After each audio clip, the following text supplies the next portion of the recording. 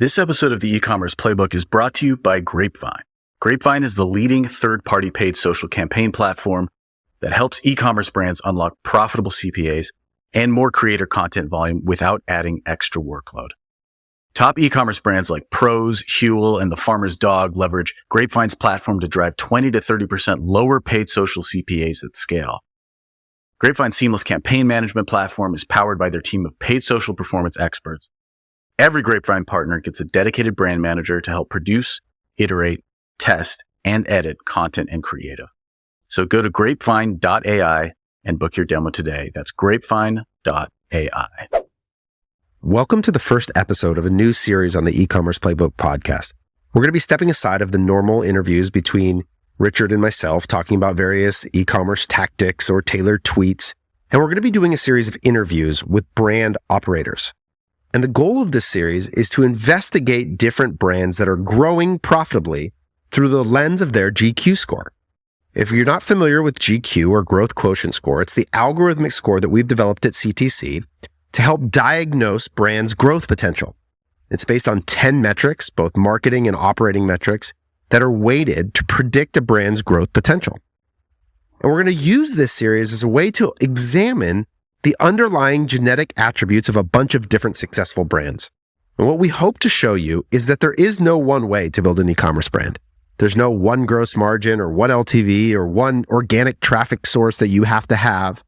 But there are combinations in common that we have seen over many years that have allowed us to form this methodology. So we're going to be interviewing a bunch of different brands through this lens, and I hope you'll tune in to enjoy it. And today, to start out, we had to start with our own brand. We had to put Dave Rekuc from Bambu Earth under the lens. Bambu Earth has a GQ score of 119.7, which is just below what we would call the duckweed score. So brands above 120 are the highest growth rate brands that we see. And Bambu Earth is just outside of that. I think they're a great representation of a middle market bootstrapped e-commerce brand. We'll do about $12 million in 2023 for our skincare brand Bambu Earth. And there's lots of things that are incredibly powerful traits about this brand that make it an awesome e-commerce business that is growing profitably. But it also has its flaws. And we're going to talk about both of those with Dave today. So enjoy this first episode in a series of interviews with brands examining their GQ score. If you are regularly engaged in the social media world, you probably have heard of Davey Page Views from Barstool Sports.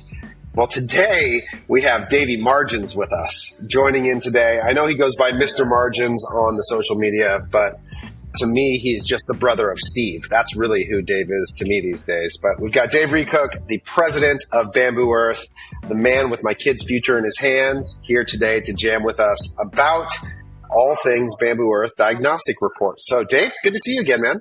Thank you. Good to be on. It's been what? Well, it's been like a year maybe since you came on and chatted with us last. Yeah, I think the Mike Beckham episode was the last one, and I just got to have that awesome conversation with him. But yeah, I excited to be back. About that.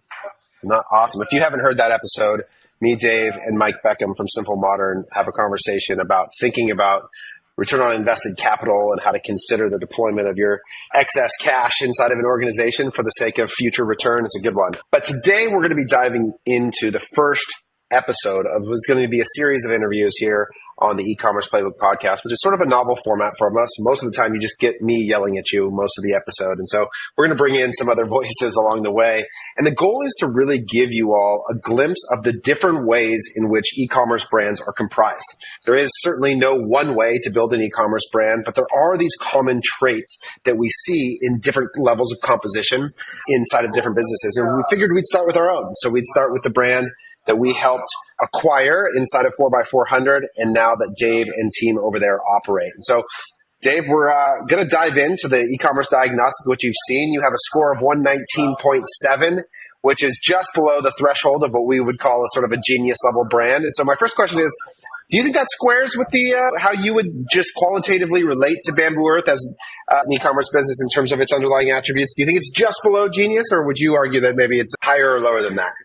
No. I would agree with that there's the bones of the company, which we'll get into in a lot of ways, are really, really good. And then there's a couple of ways where we're still exposed and have some weaknesses. And I think the GQ score reflects that. And I've just been, I've been called just shy of a genius all my life. So I think it just fits, perfectly. Yeah. Fits perfectly. Yeah. Gosh, just jab you just below it. But I'm sure you're well on the way there. So let's dive in. And the goal with these episodes is to highlight some of the strengths and weaknesses of the business. And some of these are what we would refer to as the genetic attributes of brand, things that are harder to change. And some of them are stuff that Dave is very much actively trying to improve all the time. But let's start, Dave, with what do you see as, and I'll tell you from a score standpoint, your biggest strengths, but what do you see as the underlying attributes that make Bambu Earth a really great e-commerce business? Great question. If I were to just summarize it in two attributes, really, is high LTV or reasonably high LTV or high repeat rate and low carrying cost. Actually, third one would be good margins too. That's kind of indicative in skincare. So those three things combined frame up the whole operations and finance side of the business, and to a degree, how you approach marketing as well. And I'd say those are probably the three biggest strengths of the company. So just because I'm doing that thing where I assume that everyone's familiar with everything that's normal in my world, will you quickly tell us what Bambu Earth is, just real fast? Yeah, for sure. So Bambu Earth is a natural skincare brand. And so we sell completely natural products. A lot of people say natural, but we really mean it. It's whole natural ingredients, zero synthetics, no water, no preservatives. And so we sell full skincare routines. That's really what we do extremely well. And we bring people in and they repeat for, a very high percentage of the products. So you nailed three of the four things that I think help boost your score in terms of GQ. You talked about the solid LTV. So we benchmark great LTV at 30% in 60 days, 100% in a year. You guys are above that on a 1 year basis. We talk about the total cost of delivery as a percentage of revenue. You guys are in a great position there as well. The third, you referenced this carrying cost, which is just the low cost of inventory.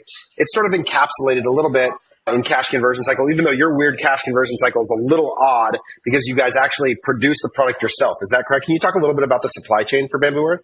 Right. That's a good point. I also take for granted that people know everything about Bambu Earth. So most of the goods, almost all the goods are produced in-house in North Carolina. We're actually fortunate to be down the road from our 3PL. So we have 2 or 3 shipments a week going to the 3PL. So it's not, every quarter or something like that, you're making these big transfers. So we order all the raw ingredients, make it in-house. So as far as quantities are concerned, we can ratchet that up and down as needed on production runs. And like I said, 95 to 98% of what we sell is made in-house. So this is a novel feature that I think when I look at brands that are really successful, there's always, or not always, but there's very often a manufacturing edge of some sort that gives them an advantage to offset what is really the greatest risk of death in e-com, which is an incorrect amount of stuff that you can't turn into cash, right? That often is the thing that threatens death. And so Bambu has sort of a risk, is able to reduce that risk in a pretty novel way. So when you think about that, does it create complexity though, in terms of how you think about decision making when you're buying raw materials versus just ordering an end unit cost? How much harder does that make it? I mean, we it's something like 500 unique raw materials that we purchase to produce 30 SKUs. So my counterparts out there are forecasting 30 SKUs and just, but like you said, I very often say in business, it's choose what kind of hard you want. And I prefer that kind of hard over just the finance sweating out the fact that I'm sitting on 700 grand of inventory for, huge POs coming in. So I prefer to take the complexity of ordering and forecasting out all of those raw materials. And one thing you said is some of the genetic components of the brand, you do have to actively protect. So this is something that I kind of inherited as I moved into the role, but it would be very, very easy to kind of blow that up and go work with, order 6 months of an inventory and go out that far and kind of take the easier path there. And so there's a lot of decisions that we go through that we have to consciously continually protect that in order to keep our CCC low, our working capital low, et cetera. And so the fact that a lot of the bottles are common, meaning there's a 2-ounce bottle, it's used for 4 products, it's used for 5 products. And then we can specify what it's used for at the facility at the time that it's made. That's an attribute of our brand that means that you stock fewer bottles than if they were for each SKU. And you have to have a forecasting precision that is better if you're stocking each SKU than a shared component like that. Yeah, that's really interesting. What is the life Like, what's the durability of these raw materials? Do they last a long time? Do they have a short shelf life? Like, how much complexity is tied up in trying to get that part right? No, most of them, I'm mostly not dealing with a lot of expiration. There's a couple more volatile ones. Mostly it's like, oh, these need to be refrigerated until they're used. Our goods are stored in a temperature controlled environment overall. So there's a little bit of like when there's a hurricane, we're kind of sweating out some logistics of that. Whereas somebody who doesn't care if the products are in 90-degree heat, that's different. But for the most part, we're not dealing with a lot of expirations like food companies are, where they have kind of a nightmare in terms of like batches and expirations and they have to manage not just a SKU, but like versions of that SKU, which ups the complexity considerably. We work with a company called Carnivore Snacks, and they're a rapid growth company that turns like really high quality meat into these almost like dehydrated chips. And they are constantly in flux in determining how much of the material they get is actually going to be usable. It's like, it's hard to project that in a unique way. And so there's this part of GQ score that I've thought about, which is like the durability of the product, like how evergreen and consistent is the quality of it, and how long does it last, that I think is an underappreciated part of when I think about Kalo. Like, one of the beauties of Kalo was it was cheap to order the inventory. It would never go bad ever. So even if you over ordered a core SKU, the risk was so low, right? In terms of the actual problem, versus these businesses where there's so much more complexity on the quality, the consistency of quality, or the durability, or the shelf life of it. So it's sort of an interesting underappreciated element of e-commerce. You bring up a really good point. And actually there's two things that, like, if you were an ops guy, you probably would have added to the GQ score. So like one of them is like redundancy or frailty in your supply chain. And so like if you have a very frail, like single supplier, single point of failure, one thing that I did over the last 2 years is build redundancy in our most important areas. And so like, oh, this ingredient, like we constantly have, shea butter is used in several of our products, and we want raw organic shea butter. And so like I have now redundancy in terms of suppliers. So if X goes out, then we jump to Y. And if X and Y are out, we're on Z. And so the only safety in an unsure world is redundancy. And so redundancy in suppliers was a big push on that. So that's kind of not shown, and again, that's, I got to do that for however many ingredients in order to truly get there. But then like forecasting risk of SKU complexity, we carry 30 products, and like we sell like 14 core. And so in the case that I over forecast, I mostly accumulate inventory, experience less cash, and then I decumulate it. And I solve the problem in a couple months in a somewhat painless way. So another attribute of the brand that is beneficial from a genetic standpoint, as you put it. Yeah, so there's two things there. One is we had an experience. We worked with Ann Taylor Loft for a long time, and seasonal apparel in terms of its complexity is crazy. But they were such a machine they had a season of product, and the goal was to maximize the marginal value of that season. But when it got to the end of the season, the product was going away. They were going to drop the price to whatever point was necessary at which to liquidate the inventory, because it is over. That season, that style is gone. And so trying to, in that business, there's so much challenge in trying to predict the take rate, or like the actual, how much of this am I going to be able to sell at full price? And it's so much about getting the product really right with trend. It's just so hard, man, in terms of being able to think about that. Apparel, you never have enough of. You have too much and never enough of at the same time. And the same is true of licensing. The Simple Modern guys have talked about that on licensing. You always have too much and not enough. You can't perfectly predict that. And that's a totally different kind of business. And so like a business like that has to flip mindset from accrual basis to cash basis towards the end of the season. That's done. Write it off. Just get cash. Turn assets into cash. And so they just flip a mindset. I mostly don't have to do that because of the fact that it's like, it's a moisturizer, dude. Like, we'll get rid of it. Like it still has the value over that period of time. There's a whole separate conversation to be had about how you manage and set expectations for a media buyer in that time. Because inside of an organization like that, because I would watch this tension between these KPIs that existed for the teams over long periods of time, where then suddenly the organizational behavior and directive would shift to liquidation and cash realization. But it would fly in direct contrast to the incentive of the people managing it. And they would be like mad that they had to behave in this way, because it was literally counter to their financial incentive. And it's like really complicated to try and get those things right. So the other question I have is, I've heard a lot of people talk about the idea that it's a good idea to potentially consider an equity relationship with your supplier. And I've always been like really averse to this idea, partially because of some bad experiences I've had with suppliers that have too much control over you. But how do you think about the benefit of creating terms and deep partnership and trust as a brand in a way with a supplier versus the idea of redundancy and making sure that they are actually totally replaceable at all the times? And I think that's the hard question. And so the only scenario where I would pursue an equity or like that level of a partnership with a supplier is if redundancy was impossible and they were so like, I only work with XYZ farm and they're the only ones that like, to go back to your carnivore snacks, I think it was, to go back to that. It's like, I only work with XYZ farm because they're the only place I can source that. And that is core to the DNA of my brand. Okay. Well then, maybe I should make this farm deeply invested in the outcome here, and that makes sense to me. If I'm buying commodity goods, which like ultimately I'm buying commodities and I'm turning it into a non-commodity. Like that's essentially what my business does. It's turn commodities into a benefit-based valuation product. And so in that case, I look at my suppliers and I say that, I'm never going, that's something I would simply never. However, you brought up something important, and in terms of like, they have to trust you to start to extend terms. They have to trust you to start to extend pricing. I've talked a lot about on Twitter, like one thing that's undervalued is turnover. And I force a lot of my suppliers to hold quick ship inventory, and we turn over faster because it's right there. It's on demand.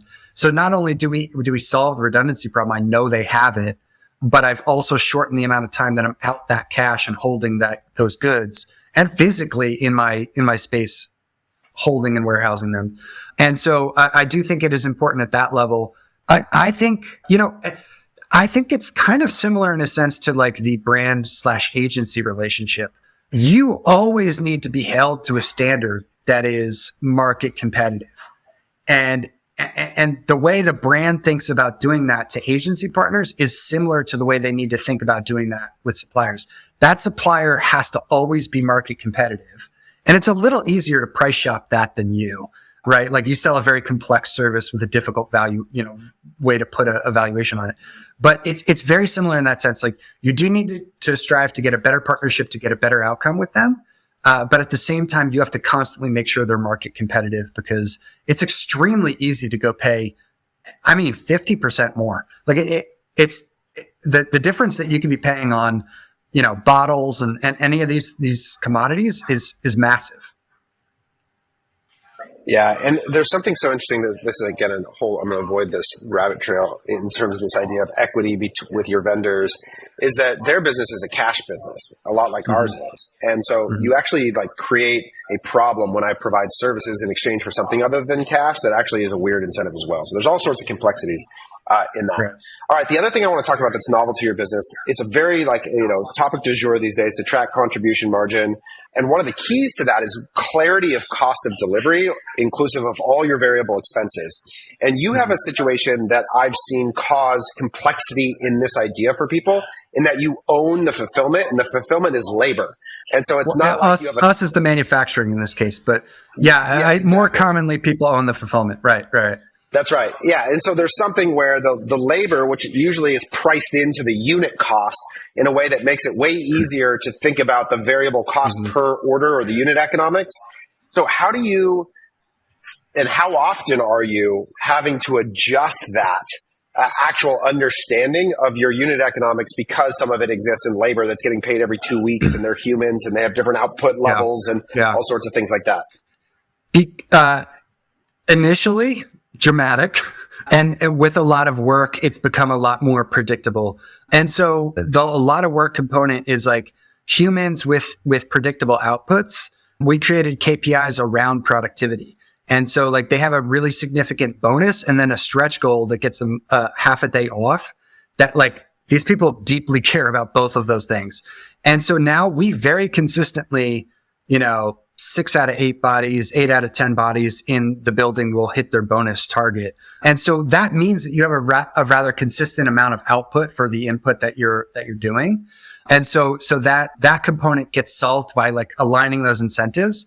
And as far as like the bonus amount and things like that, they generally wind up being relatively cheap to the business benefit, which is a predictable high level of output. And if you look at that bonus and amortize that over the cost of their month, it becomes extremely worth it. And so in this case, I think part of that is like salary alignment. Another component of what we do that makes it, even though you kind of look at it at labor on like what I'd call like a sort of a cash basis, in the sense that like, okay, we had 2 payrolls that's going on our P&L this month. It's not getting embedded into the product and then put in a warehouse and then tracked as part of that, as it would if you bought it from third party. But since we have a high amount of turnover, there doesn't become a huge delta. If you are stocking 6 months of goods or going through big accumulation and decumulation periods, then you'd have a big delta. Whereas we have seasonality, but it's relative to somebody who sells Halloween costumes or relative to somebody who has huge November, Decembers or a ski company or whatever. Our seasonality is extremely tame compared to those. And so that amount of labor does stay within, a 2% band of revenue. So it's reasonably consistent at this point. Yeah. Yeah. If you're looking to drive higher volume at better CPAs this year, then Grapevine's third-party paid social campaigns are for you. Grapevine partners with top e-commerce brands like Huel, Exter, and Home Chef to create paid social whitelisting campaigns and authentic UGC creative that performs at scale. Whether your ad account needs a creative refresh or you're looking to unlock 20 to 30% lower CPAs, Grapevine is the partner for you. Book a demo today at grapevine.ai. That's grapevine.ai.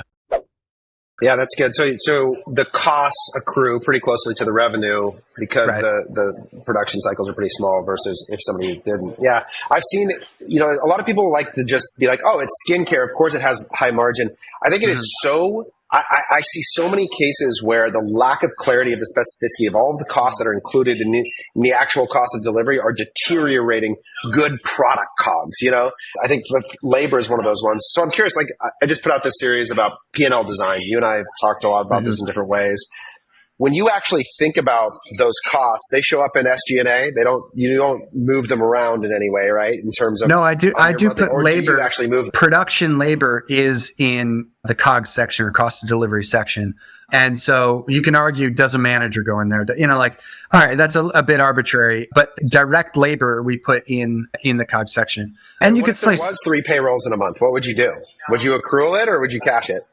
We actually currently accrue it, and we're talking to Final Loop, and he's like, doesn't matter. Leo at Final Loop, and he's like, yeah, but does it matter? Is it worth the accounting effort? Is the juice worth the squeeze? And he brings up a good point, because you can accrue things to death. You can create a level of bookkeeping and whatnot. I mean, you even posted a question about this on like order revenue and stuff like that. You can continue to dial any number of these metrics further and further in. It just becomes at what point is a diminishing returns on the accuracy worth the squeeze. So we do actually just based on number of days. So if it's been 2.5 payrolls, it's 31 days, we take that and we accrue it to the day level. Okay, that's great. So the fourth attribute that I think is part of the strength. Now, I'm interested to hear how you relate to this, because I think every internal organization always feels like more resources would be useful. But you have a lean OpEx, right, as a percentage of revenue. And so the low overhead allows you to be aggressive on the marketing side, and that's intentional and thoughtful. But how do you think about where you want your OpEx and your people cost to sit in relationship to revenue? And how do you guys feel from a resourcing standpoint? And is that a skill that you all have developed, or do you think this is the right way? How do you think about the people side of the business? I think that is a brilliant question, because I think operating leverage relative to OpEx is an incredibly important thing. And so I look at our business, and one of the most important parts that you have to analyze with regards to OpEx is this a flat cost that helps me gain a competitive edge in some way? And so there are some businesses where they pay a flat OpEx cost that helps them produce a product that gives them differentiation, which drives down marketing costs. Or they produce a flat cost and they do lots of organic marketing, right? Like they have in-house producers, SEO. And so at that point, you're shuffling some of the costs around. And those to me are good reasons to have a higher OpEx as a percentage. But if I look at what our product is and say, what is the way we acquire customers? I want another 5% to go spend and pull the higher amount of customers in the door than I do need the bodies in-house in order to create additional materials, whether it is, content production or additional editors or strategists or whatever. So we do stay intentionally lean because I think it gives us an advantage when it comes to shaping the P&L. In order to get to a 20% bottom line, we only have to get to 35% contribution margin, as opposed to if we were sitting at 25% fixed cost. To get to a 20%, I now need 45% contribution margin. I have to be I have to have 10 points of margin on every single thing I sell to get to the same bottom line outcome. And so for a very ad-driven brand, again, for better or for worse, it makes sense for us to have a lot of operating leverage and approach the P&L design that way. And I think this is one of the most important things that as entrepreneurs and e-com brand owners, you need to stop and figure out what kind of business are you, right? Yeah. Some of the people in the market that we hear a lot from, Sean at Ridge, they run with the same sort of idea. High operating leverage against large marketing expense and low cost of goods. Like that's one identity composition of a business. There are others that have less gross margin on the product. It's a more expensive product. And therefore, they need more marketing leverage, more efficiency, less ad dollars to generate more revenue. They can do that through organic audience development in some way. There are other brands where, like the high labor expense produces that operating leverage in some way. So these things can be composed in different ways. But the key is to get to 20%. Those three levers, like they move in unison if that one's locked, right? And so you have to think about who you are as an organization. And I would actually add one last thing that like people never talk about, but I actually think is somewhat important is like at the end of the day, we're humans and we run the company and I'm the human running the day-to-day of the company. And flat out, I am a better contributor than pure manager. And so if you think about an organization, especially you think about our organization, it's mostly what I would call a two-tier organization. You have the doers report to the director, the planners / managers. And there's a third tier slightly with that production component where they're reporting up to a manager of them and that's reporting up to me. But you mostly have a 2-tier organization, and a jump to a 3-tier organization means a completely different role. Like any organization, think about it in tiers. If you go from a second to a third tier, you have a different job description. And quite frankly, I'm the one sitting in the seat, and I'm probably much better at a 2-tier high leverage organization than a 3-tier low leverage organization. That's such an underrated principle. That was like the fundamental change at CTC as we scaled even, that like the second you add that middle management layer, one, you don't really have clear models for what the capacity is supposed to be of those people. And so inefficiency gets introduced really, really easily with that. So it's interesting. How do you think about career progression in light of that reality? Yeah, I think in a lot of ways, I actually, the role will move upward in terms of seniority, and then we're going to add leverage to some of them. So like take like a supply chain manager might become a supply chain director, and you add an assistant or a VA or like other levels of sort of leverage to that, but avoid building out like a true department underneath them. And so, and like, that's again, sticking pretty hard to like, we want high operating leverage. I want that to be an individual contributor that we just sort of lever up in various different ways. Take away the grunt work, it's essentially, and you can use partners, software, AI, like it depends on your role, but there's various ways that you can lever that up. I mean, take our content production. You could take like our marketing machine or content production right now and add a partner without adding a truly new level. And so you can increase total output in ways that are not just strictly like more vertical org structure. And those are more attractive to me over the next 1 to 2 years. And if and when, I mean, hopefully I build this into a large enough company that I'm forced into a third tier, right? That's the hope. If and when, that's something I'll be very intentional about. And I think that like you said, you need a lot from a management and structure perspective. Incentive management and structure becomes your new job, I guess, in addition to coaching. And you have to think that through really quickly. So one word of caution I would give to brands that are like rapidly growing is just be careful when you make that jump that it's super duper intentional and you understand that you're changing your role. Because there could be, I'm a growing company. I need this middle layer of management. And you just introduced a ton of operational inefficiency and destroyed some of your operating leverage. And it's a really hard stage to go through. And I think it's hard to know whether the strain that someone in a role feels is a reflection of their present skill or what is truly too much for someone in that role. And like understanding capacity of people in different things is all this relative understanding that you gain over time, where when you started with somebody and the company expands, all of a sudden that individual gets to a place where they say, this is too much for me. The question is that too much for an experienced person in that position? Or is it like in a way that truly requires an additional role? Or is this a upskilling of an individual that needs to be required? And like that's the thing I've struggled with a ton is we empathetically want to say, oh, this is too much. Okay, I need to get you more resources.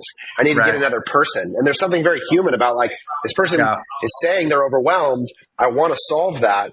But the temptation to make it another person, especially when the workload might be 12% too much, now you've taken 120% of a workload and you've divided it amongst 2 full-time employees. That's a problem.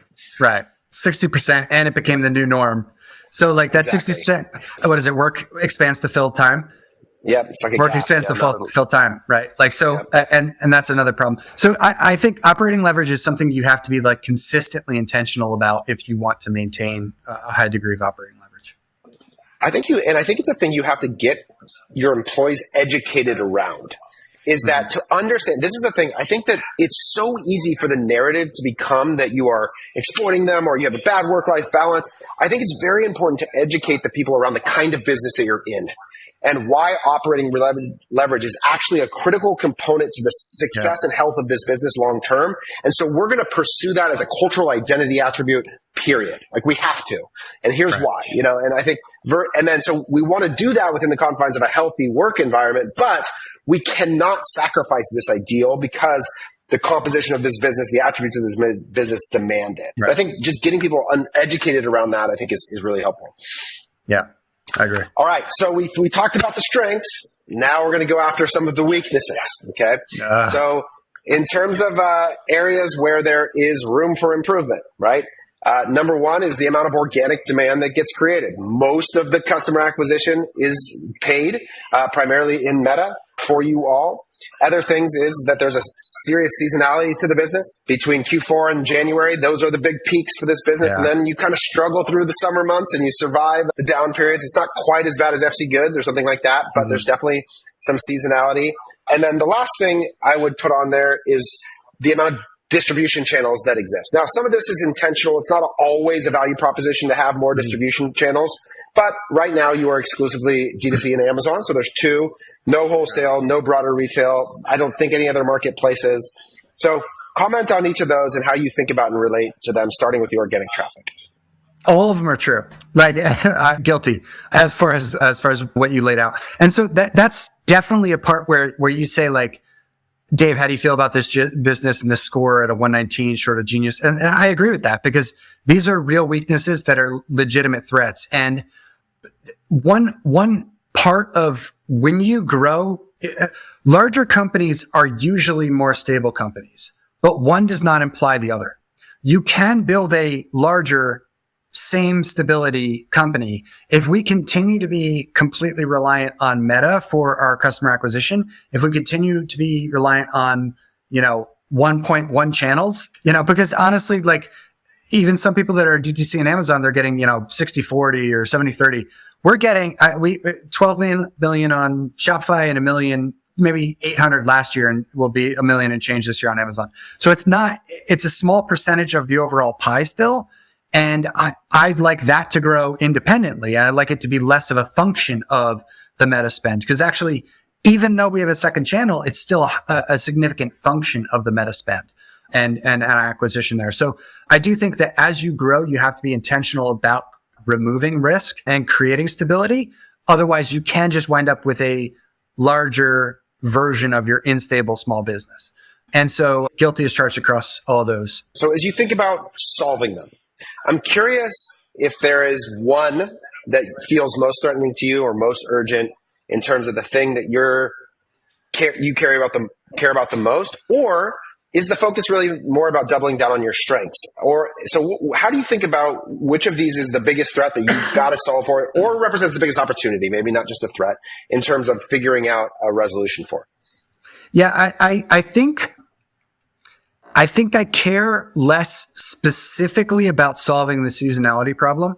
And I know that you and I have had talks about this before, and you may to some degree disagree, but I actually think I will accidentally solve that, but it won't be a high priority for me.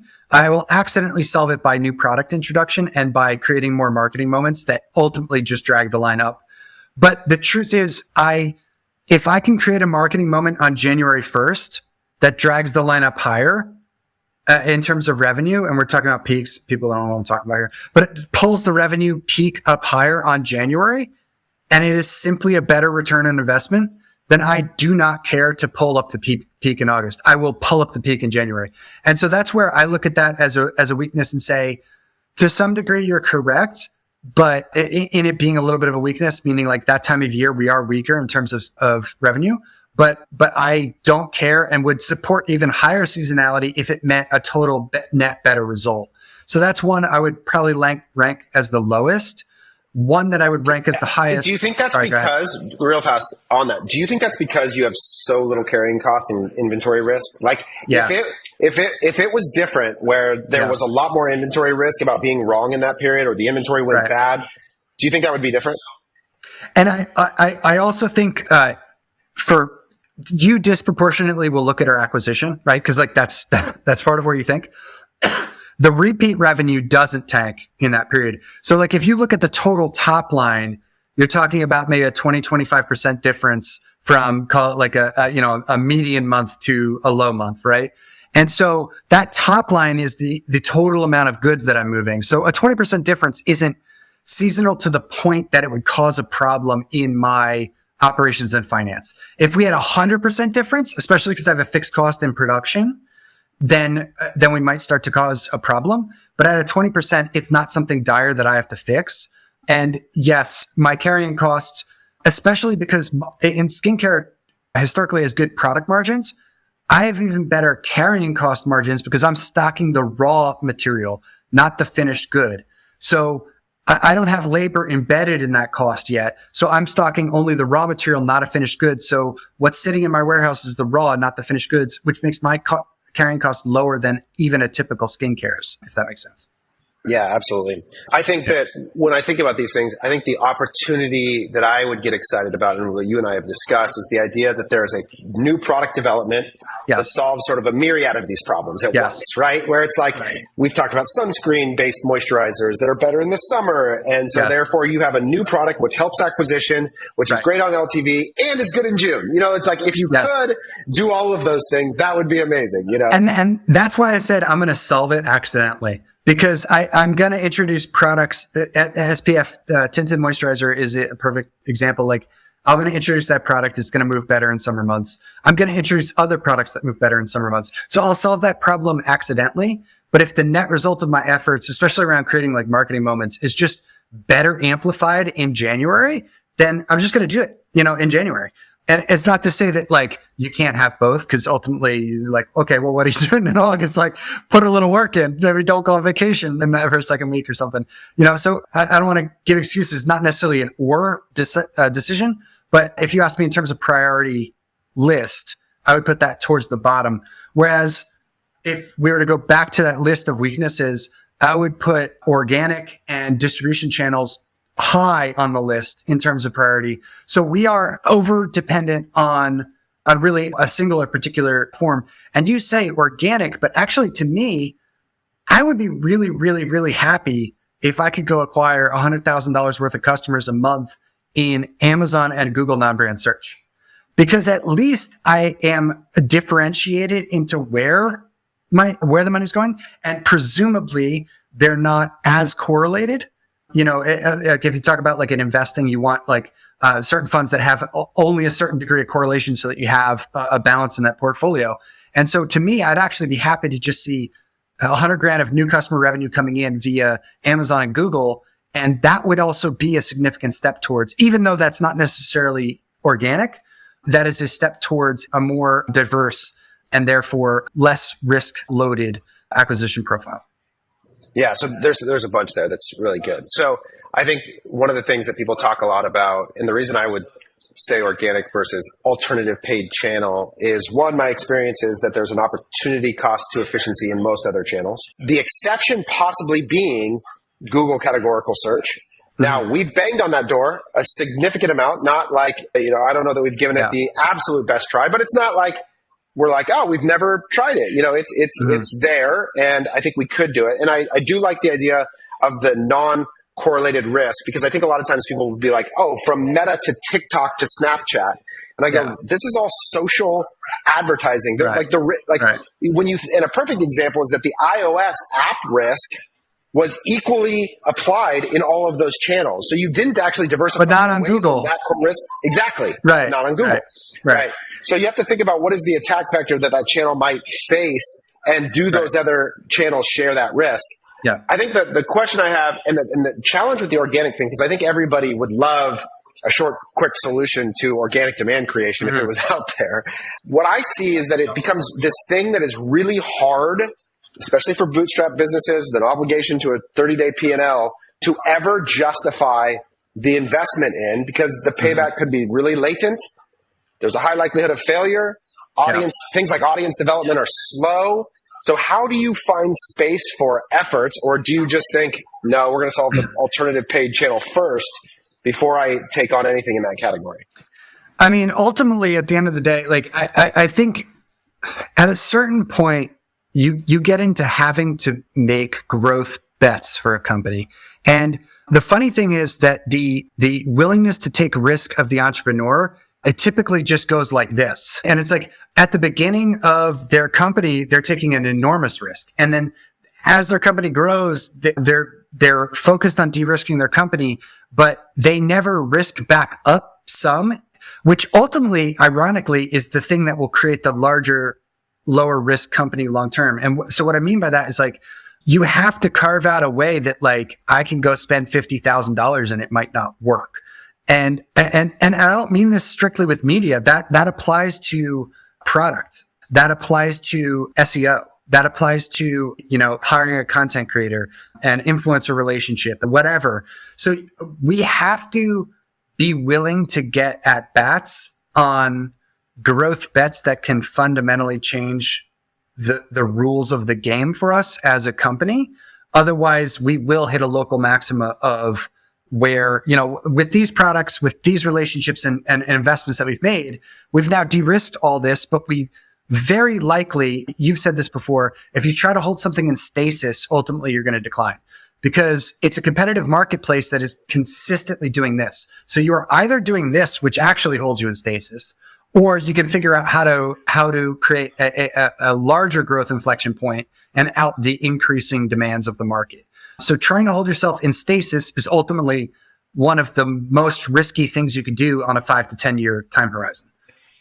One of the things that I think is underappreciated is I think brands should treat exactly what you described, which is the risk on growth bet, in the same way that maybe families treat like saving for a vacation, which is to say that you need to actually financially think about setting aside a pool of money that's going to yield potentially nothing back, so that you create the opportunity for yourself to say, okay, this $50,000 that I've now put away in this kitty is going to go to something that, and you should do a right calculation and you should be thoughtful about it. And I'm not saying be foolish with it, but I'm saying that in terms of the financial implication for the health of your business, you survive it if it's zero, and I think that sort of planning and principle, and if people, I think, go back and listen to our episode with Mike Beckham, I think one of the areas that so obviously becomes the place to do it is in product development. It's like that's the place that I think has a potential for affecting all of these elements that we're talking about.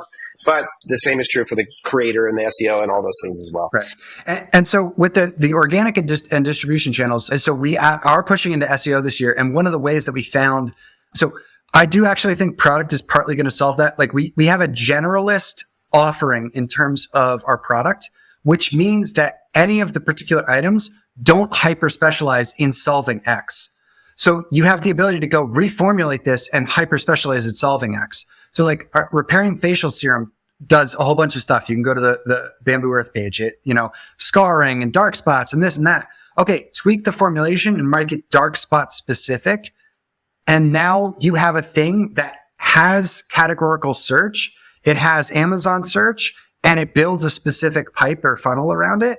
And so like in some ways you've created like a new growth bet that, we're going to go back to the current engine in terms of like what we can do, but it opens up new variables that are very likely favorable towards the brand for things like categorical search or SEO, blemish serum, blemish control serum, or dark spot serum, or, problem serum, natural organic. Go, and now that's a different set of rules that you have to operate in. Different creative, ideas on the front end for Facebook. Like that's why I think product it has so much potential to solve for so many of the different core inputs. For many brands, they can make better margin with a better product. They can have higher LTV with a better product. They're all sort of correlated to that.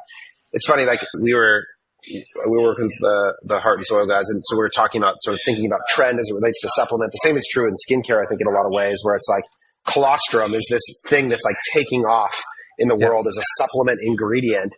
And so being able to tap into a massive trend with a product of really high quality allows you from an SEO and organic demand and categorical search, because there is in these new things in particular, there's an arbitrage period for SEO and paid search where the supply of competition is maybe being outpaced by the demand that can help to alter those margin profiles. So I think there's something really there that is also allows for that organic demand to be tapped into in a way that maybe some of these other things have been competed away. It's all competed down to nothing. So there's no organic demand to be had, really. Or it's spliced up among so many people.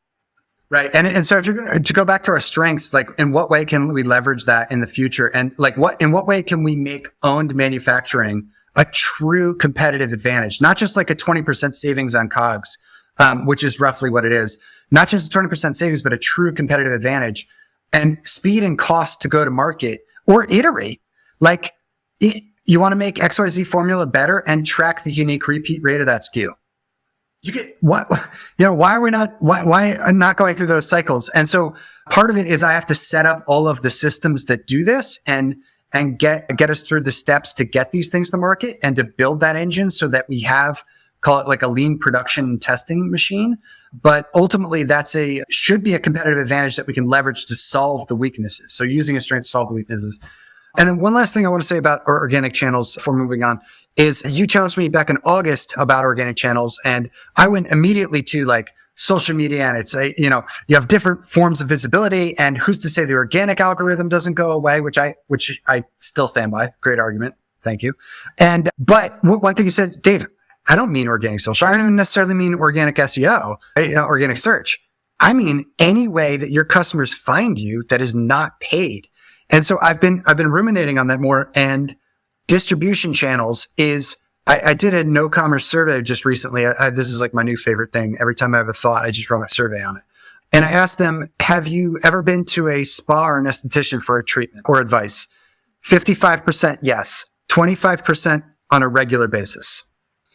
That is 55% of our audience that is highly influenced by specialty retail, which we can go occupy, not just to sell through specialty retail, but to then become an influence on organic demand for them. So that's like a double solve of distribution channel plus future organic influence.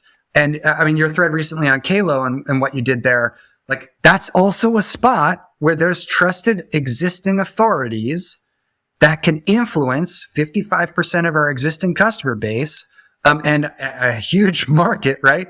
And so to me, that's been a particular area of interest that I'm going to push into this year in order to.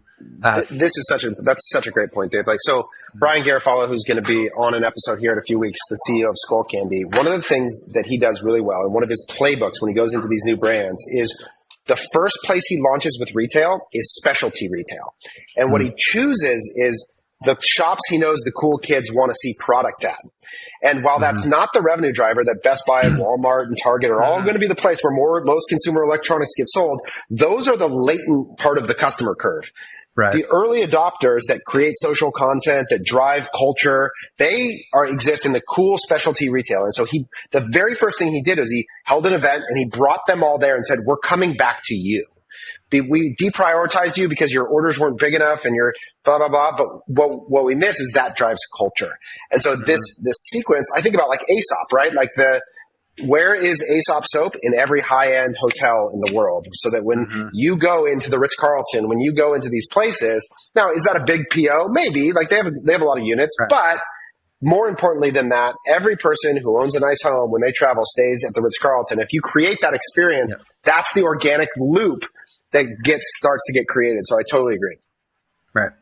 Yeah. So not only are you moving product through that specialty retail partner, and we've talked, there's been a lot of talk of DTC companies in general are going to try to push into retail, and big box is a completely different game. Specialty retail, the funny thing is we already have these people coming to us, and our previous solve was we tried to push them to the fair, the marketplace, and the concept was, and it's a reasonable theory, that it was going to compound, and us referring that was going to turn into compounding business. And the truth is we've just pretty much moved our business and ran it on a third-party platform and are kind of invisible to some of the details for no real reason. So I'm going to go own that, and step one, take back control of the inbound. And then step two, be more intentional and push outward, and do so with product and sales support materials that are designed for those channels. I love that. So if you go to the spa-going woman of a specific demographic, now we can start to think about being omnipresent in her reality, both digitally and physically.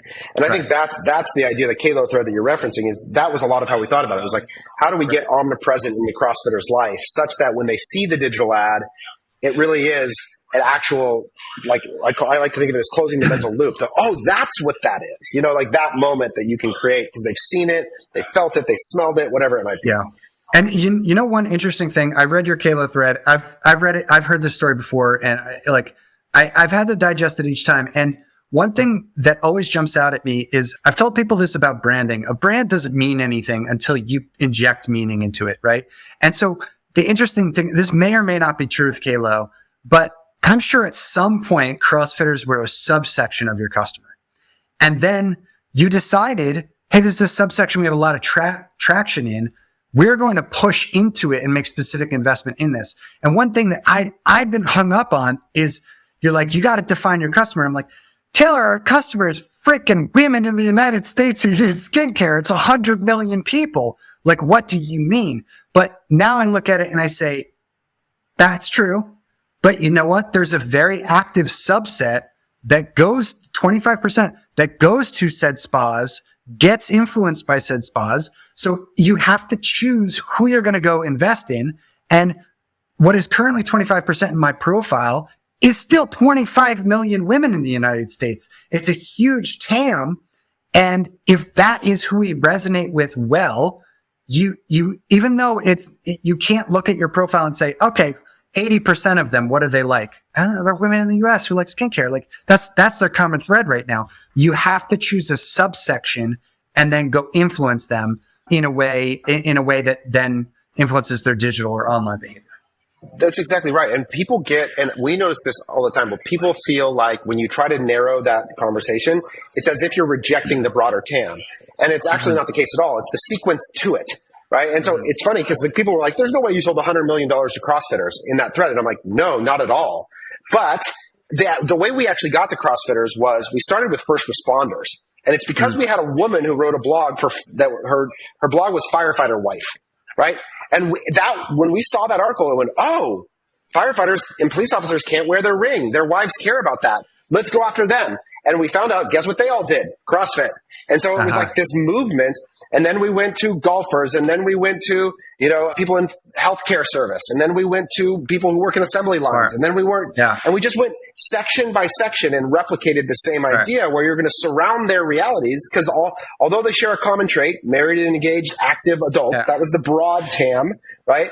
Mm-hmm. The digital and physical realities of a golfer versus a CrossFitter are very different. And the things that influence them, the media publications, they're very different, right? And so you decompose the broader TAM into actionable segments.